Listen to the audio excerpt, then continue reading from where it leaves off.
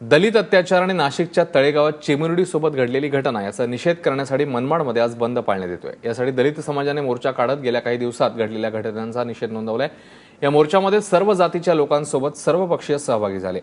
आजच्या या बंद केवळ मेडिकल दुकानांना सूट देण्यात आली, त्यामुळे मेडिकलची दुकानं वगळता मनमाडमध्ये कडकडीत बंद पाळण्यात आलाय। हा मोर्चा बाबासाहेब आंबेडकरांच्या पुतळ्याजवळ आल्यानंतर काही तरुणींनी आपल्या मागण्यांचं निवेदन तहसीलदारांकडे दिलं।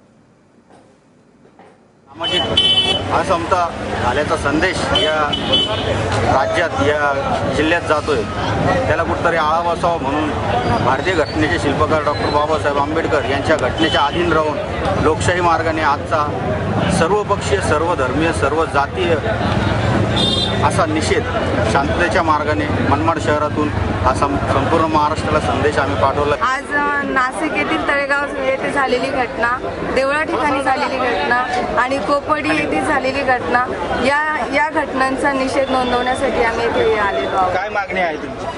ॲट्रॉसिटी ॲक्ट हा जास्तीत जास्त कडक करावा, त्याच्यामध्ये बदल करू नये।